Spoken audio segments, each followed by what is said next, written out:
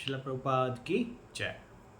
तो हम लोग शिला प्रभुपाद लीलामृत पढ़ रहे हैं और अभी तक हमने देखा कि कैसे प्रभुपाद जी ने मुंबई का लैंड एक्वायर किया, मायापुर का लैंड एक्वायर करा, वृंदावन का लैंड एक्वायर करा और अभी प्रभुपाद जी गौर पूर्णिमा में मायापुर में फेस्टिवल करे, वहाँ पे कॉर्नर स्टोन फाउंडेशन करा। फिर वृंदावन में गए, वृंदावन का ज़मीन में उन्होंने भूमि पूजन किया। उसके बाद प्रभुपाद जी अभी मुंबई आते हैं। प्रभुपाद जी को अभी गए हुए 1 महीना हो गया था, लेकिन डिवोटीज़ का जो धैर्य था वो कम होता जा रहा था। मुंबई में बहुत डिफ़िकल्टीज़ वो फेस कर रहे थे। अभी डिवोटीज़ मुंबई के जो ज़मीन था वहाँ पे मूव कर गए थे। ऑलरेडी उन्होंने 50,000 रुपीज़ मिस्टर नायर को पे कर दिए थे, लेकिन यहाँ पर डिफ़िकल्टीज़ बहुत सारी आने वाली थी। हमने देखा वृंदावन में भी डिफ़िकल्टीज़ आई थी, लेकिन वो प्रभुपाद ने मैनेज कर ली थी। अभी भी मैनेज कर लेंगे, लेकिन वृंदावन में डिफ़िकल्टीज़ बहुत आने वाली है। तो आज के हम उसमें देखेंगे एपिसोड में कि कैसे जो भगवान की सेवा में जो डिफ़िकल्टीज़ आती हैं वो ग्रेटेस्ट प्लेजर्स है। क्या भगवान की सेवा में आने वाली डिफ़िकल्टीज़ प्लेजर है? कैसे? एक्चुअल में बहुत सारे लोगों को आप पूछिए जो याद करते हैं इनके जीवन के सबसे अच्छे मोमेंट्स क्या है, भक्तों को पूछे तो बोलते हैं कि उस समय जब मैं वो सेवा कर रहा था इट वॉज सबसे डिफ़िकल्ट, लेकिन वो मेरे मोस्ट मेमोरेबल मोमेंट्स हैं कि कैसे उस समय भगवान मेरे साथ रेसिप्रोकेट करते थे। तो वही चीज़ हम देखेंगे। तो बहुत सारी डिफ़िकल्टीज़ आएंगी भक्तों के लाइफ में जो प्रोजेक्ट में, और कैसे भगवान उनकी मदद करेंगे और कैसे उनका भगवान के ऊपर विश्वास और अधिक बढ़ता जाएगा और उनकी भक्ति बढ़ती जाएगी। तो राधा रास बिहारी को सब भक्त लोग जूहू में ले आते हैं। अभी जूहू में बहुत ही कम फैसिलिटीज़ थी, कुछ भी नहीं था। वीड्स, घास, बड़ी बड़ी घास उगी हुई थी, उसको साफ़ करते हैं भक्त लोग और वहाँ पर टेंट लगवाते हैं और जैसे वो होता है ना घास का दीवारें वैसा लगाते हैं और डिवोटीज वहाँ पर रहने लगते हैं। मधुदूषा स्वामी, गिरिराज महाराज, ब्रह्मानंद, प्रभुपाद जी वहाँ पर आते हैं। प्रभुपाद जी भी भक्तों के साथ वहाँ पर रह रहे होते हैं अभी। और अभी देखते हैं कि मधुदूषा स्वामी प्रभुपाद जी को बोलते हैं कि प्रभुपाद मेरे को यहाँ पर उतना अच्छा नहीं लग रहा है, तो मैं यहाँ से कहीं और सेवा लेना चाहता हूँ। तो प्रभुपाद जी बोलते कहाँ जाना चाहते हो? तो फिर वो बोलते कि मैं ऑस्ट्रेलिया में ट्राई करता हूँ प्रीचिंग। तो प्रभुपाद जी बोले ठीक है, अभी मैं यहाँ से ऑस्ट्रेलिया जाऊँगा तो तुम मेरे साथ चलो। और ब्रह्मानंद, जिनको प्रभुपाद जी नैरोबी से स्पेशली लेके आए थे मायापुर जूहू प्रोजेक्ट के लिए, वहाँ पे नैरोबी में प्रचार में डिफ़िकल्टीज़ आ रही थी बहुत ज़्यादा। तो फिर ब्रह्मानंद भी बोल रहे थे नैरोबी के लिए, तो वो भी नैरोबी जाने के लिए रेडी होते हैं। अभी प्रभुपाद जी को मुंबई के लिए फिर से कोई व्यक्ति चाहिए था। तो यहाँ पे एक बहुत महत्वपूर्ण शिक्षा देते हैं, इन डिफ़िकल्टीज़ के साथ भी अगर हम अपने जीवन का डिसीजन कैसे लें, गुरु पर समर्पित होकर करें। भले ही वो डिफ़िकल्ट हो चीज़ें, लेकिन अगर गुरु की इच्छा है तो हमको करने का प्रयास करना चाहिए। यस मैम, प्रयास करना चाहिए। अपनी जो प्रॉब्लम्स हैं उनको गुरु को बता भी सकते हैं, लेकिन प्रयास करना चाहिए। तो गिरिराज महाराज को प्रभुपाद जी बोलते हैं कि आप रिस्पॉन्सिबिलिटी लीजिए। और गिरिराज जी महाराज बोलते हैं कि जैसा आप बोलेंगे मैं वैसा करूँगा। It was not so easy, इतना आसान नहीं था। मन मन में प्रभुपाद गिरिराज जी महाराज याद करते हैं, लेकिन वो चाहते थे कि प्रभुपाद जी की इच्छा है इसलिए मैं लूँगा। वहाँ पे प्रभुपाद जी एक महत्वपूर्ण सिद्धांत बनाते हैं मैनेजमेंट का। मैनेजमेंट का मतलब क्या है? जितना ज़रूरी है उतना कर दो, ये मेक श्योर हो कि उतना हो जाए, ये मैनेजमेंट है।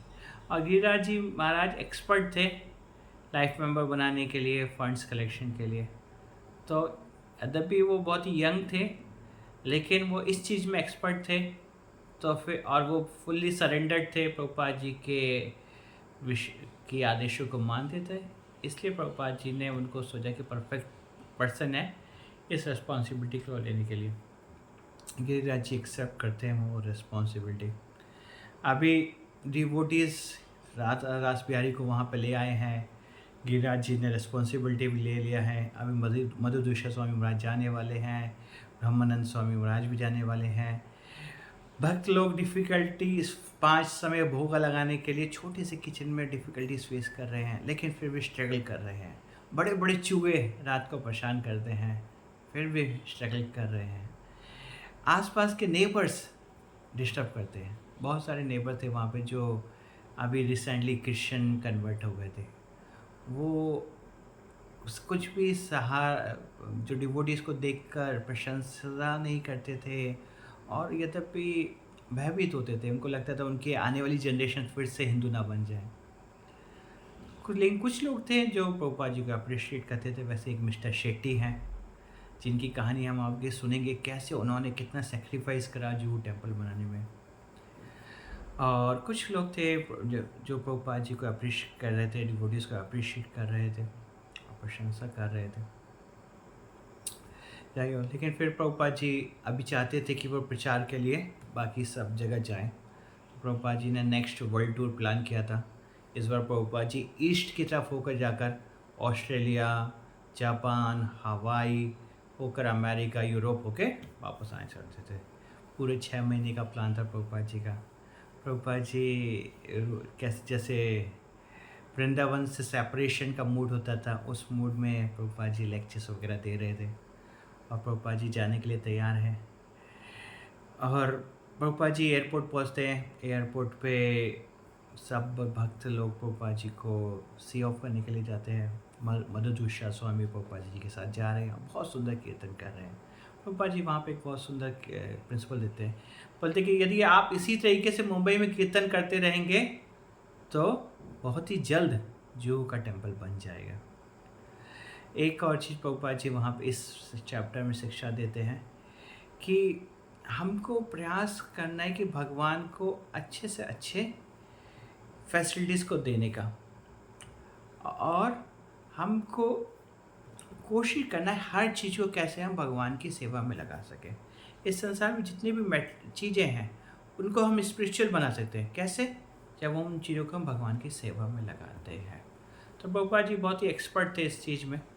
उनको बोलते हैं जेट एज नारद मुनि। जैसे कि नारद मुनि प्रीवियस समय में किसी भी चीज़ को, इवन एक हंटर थे जिनको प्रभुपाद नारद मुनि ने भक्त बना दिया था, मृगारी जिनको भक्त बना दिया था। वैसे ही प्रभुपाद जी इस संसार में जितने भी लोगों को जैसे भी मिलते थे उनको भक्ति के मार्ग पर लेकर आ रहे थे। कुछ लोग तो बोलते हैं कि प्रभुपाद जी इतने एक्सपर्ट थे इन सब चीज़ों में, जैसे कि नारद मुनि। फिर हम देखते हैं कि जब प्रभुपाद जी ऐसा कर रहे थे तो ये तो एक बैटल था माया के अगेंस्ट। तो माया तो और डिफ़िकल्टीज लेके आने वाले थे, और माया देवी और अधिक डिफ़िकल्टीज लेके आएंगे फ्यूचर चैप्टर्स में। लेकिन वो सारी डिफ़िकल्टीज भक्तों को और अधिक भक्ति के लिए प्रेरणा देंगे और अधिक जॉयस करेंगे, और वो मोमेंट्स भक्तों के जीवन के लिए मोस्ट मेमोरेबल मोमेंट्स बन जाएंगे, और भगवान सदैव उनकी मदद करते रहेंगे हर पल पे, हर मोमेंट पे।